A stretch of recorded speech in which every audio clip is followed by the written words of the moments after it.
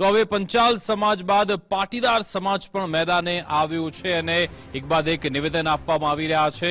આ વખતે હવે હાર્દિક પટેલે નિવેદન આપ્યું છે। ભાજપ ધારાસભ્ય હાર્દિક પટેલે પાટીદાર સમાજની વસ્તીને લઈ મોટું નિવેદન આપ્યું છે। હાર્દિક પટેલ તરફથી કહેવામાં આવ્યું કે ગામડામાં આપણી વસ્તી ઓછી થઈ ગઈ છે। ધારાસભ્ય હાર્દિક પટેલ એક કાર્યક્રમમાં હતા જ્યાં તેમણે નિવેદન આપ્યું। ચુવાડ કડવા પાટીદાર પ્રગતિ મંડળના કાર્યક્રમમાં હાર્દિક પટેલે આ નિવેદન આપ્યું હતું। તેમણે કહ્યું ગામડાઓમાં આપણું અસ્તિત્વ ટકાવી રાખવું જોઈએ તે માટે તેમણે અપીલ કરી। અમેરિકા કે અમદાવાદ રહો પણ ચૂંટણી કાર્ડ તો ગામડાનું જ રાખજો તેવી અપીલ પણ હાર્દિક પટેલે કરી। દરેક દીકરા દીકરીના ચૂંટણી કાર્ડ વતનમાં જ કઢાવવા માટે અપીલ હાર્દિક પટેલ કરી। ખરો સમય આવશે ત્યારે ખબર પડશે કે આ હાર્દિકે આ વાત કેમ કરી। એટલે ગામડાની અંદર આપણી સંખ્યાઓ ઓછી થતી જાય છે અને એ સંખ્યાઓ ઓછી થવાના કારણે માત્ર સામાજિક પરિબળમાં ઘટાડો નથી થયો પણ સામાજિક પરિબળની સાથે સાથે રાજકીય પરિબળમાં પણ ઘટાડો થયો અને એનું ઉદાહરણ એટલું છે કે આજે દેત્રોજ તાલુકાની અંદર 72 સમાજના આપણા 18 થી 20 થી 25 ગામ હોવા છતાં માત્ર એક સરપંચ છે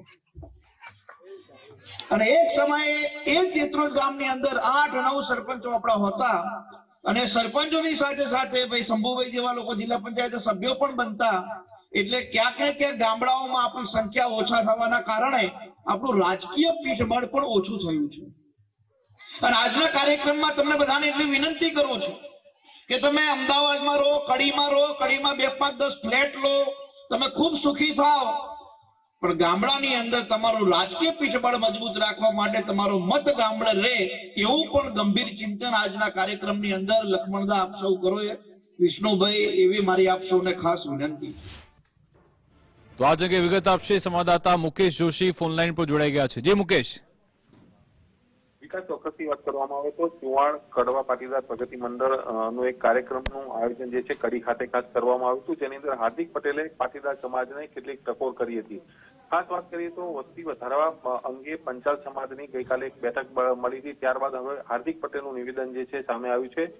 હાર્દિક પટેલે જણાવ્યું કે ગામડાઓમાં આપણી સંખ્યા ખૂબ ઓછી થઈ ગઈ છે। વાત કરીએ તો એમને એક દેત્રોજ ગામની ટકોર કરતા કહ્યું કે આ ગામની અંદર 8 થી 10 પાટીદાર સમાજના લોકો જે છે સરપંચ બનતા હતા પરંતુ હાલમાં ગામડાઓમાં અસ્તિત્વ ટકાવવા હાર્દિક પટેલની પાટીદાર સમાજને ખાસ અપીલ છે ને એનું એવું પણ કહેવું છે કે ભલે અમેરિકા કે અમદાવાદ રહો પણ ચૂંટણી કાર્ડ તો ગામડામાં પોતાનું રાખજો અને ખાસ વાત કરીએ તો 18 વર્ષના દીકરા દીકરીના વોટિંગ કાર્ડ વતનમાં જ કઢાવવા માટે ખાસ ટકોર કરી છે। હાર્દિક પટેલે એવું પણ કહ્યું છે કે અત્યારે હું આ એટલા માટે કહી રહ્યો છું કે જે કહી શકાય કે ગામડામાં પણ પાટીદાર સમાજનું વર્ચસ્વ છે જે જળવાઈ રહે। તેને એવું પણ કહ્યું હતું કે ખરો સમય આવશે ત્યારે ખબર પડશે કે હાર્દિકે જે વાત કરી તે કેમ કરી હતી। આવનારા 10 વર્ષ બાદ કહી શકાય કે ગામડાઓની સ્થિતિ શું હશે તેનું ચિંતન ખાસ કરવા અનુરોધ પણ કર્યો હતો અને શહેરોની જેમ ગામડાઓમાં પણ સમૂહ લગ્ન યોજવા હાર્દિક પટેલનું સૂચન જે છે ખાસ હતું।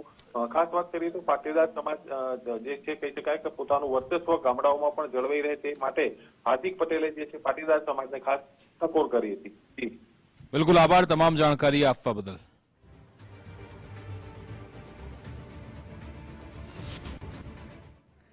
તો હાર્દિક પટેલના નિવેદનને દિનેશ બાંભડિયાએ આવકાર્યું છે। દિનેશ બાંભડિયાએ હાર્દિક પટેલના નિવેદનને સમર્થન જાહેર કર્યું છે। તેમણે કહ્યું કે હાર્દિક પટેલ જે કહી રહ્યા છે તે સાચી વાત છે। દરેક સ્થિતિમાં પ્રતિનિધિત્વની ખોટ છે। પાટીદાર સમાજના લોકો શહેરમાં વધુ પ્રમાણમાં છે।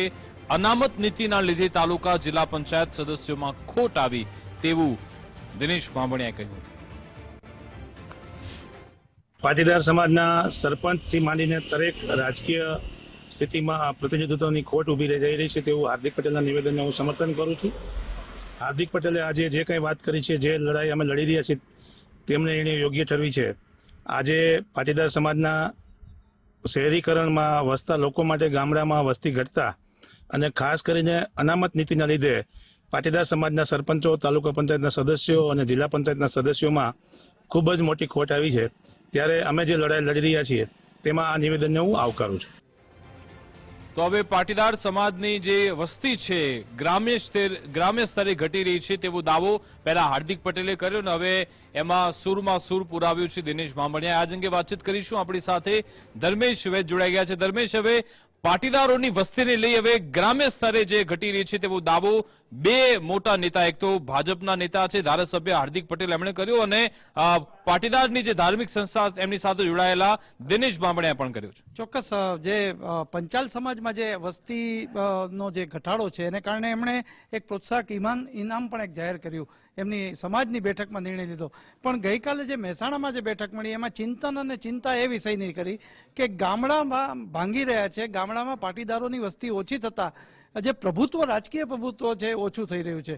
ખાસ કરીને તમે જુઓ તો જિલ્લા પંચાયત હોય, સરપંચ હોય, તાલુકા પંચાયત, જે ડેલિગેટની સંખ્યા હતી એ પાટીદારની ઘટી રહી છે. એટલે હાર્દિકનું જે સૂચન છે એ એવું છે કે ગામડામાં સમૂહ લગ્ન થવા જોઈએ, કાર્યક્રમો થવા જોઈએ, અને બધા શહેરમાં લોકો પણ. મહત્વની વાત એ છે કે ડોક્ટર ભરત કાનાબાર અમરેલી થોડા સમય પહેલા એમણે પણ ટ્વીટ કર્યું હતું કે ભાઈ અમરેલીમાં કોઈ દીકરી દેવા તૈયાર નથી. પણ આ બધા જ વિસ્તારોમાં એનામાં પણ ચર્ચાઓ વિચારણાઓ થઈ હતી અને મંથન થયા હતા.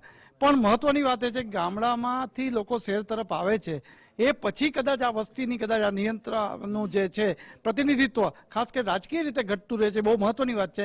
જિલ્લા પંચાયતમાં પાટીદાર પ્રમુખ હતા એવું પણ હાર્દિકે સૂચિત કર્યું. દિનેશ બામણિયા પણ એક ટ્રસ્ટી છે ખોડલધામ સહિતમાં, અને એમણે પણ આ હાર્દિકને સમર્થન આપ્યું છે. પણ મહત્વની જે ચિંતા છે એ છે કે ગામડામાંથી પ્રતિનિધિત્વ ઘટતા શહેરમાં લોકો આવતા રાજકીય વજન પણ ઓછું થાય, એ મોટી ચિંતા ગણાય છે. બિલકુલ, આભાર તમામ જાણકારી આપવા બદલ. તો હવે આ ચર્ચાઓનો દોર શરૂ થયો છે, જેમાં પંચાલ સમાજ બાદ પાટીદાર સમાજની પણ વસ્તી ઘટી રહી છે તેવું કહેવામાં આવ્યું છે.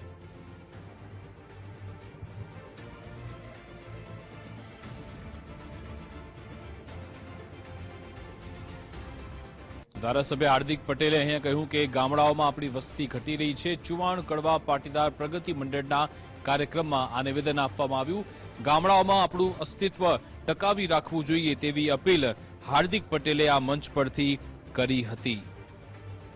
હાર્દિક પટેલનું કહેવું છે કે અમેરિકા કે અમદાવાદ રહો પણ ચૂંટણી કાર્ડ તો ગામડાનું જ રાખજો. દરેક દીકરા દીકરીને આ ચૂંટણી કાર્ડ વતનમાં જ કઢાવવા માટે અપીલ કરી. ખરો સમય આવશે ત્યારે ખબર પડશે કે હાર્દિકે આ વાત કેમ કરી. 10 વર્ષ બાદ ગામડાઓની સ્થિતિ શું હશે તેનું ચિંતન કરવા અનુરોધ કરવામાં આવ્યો છે.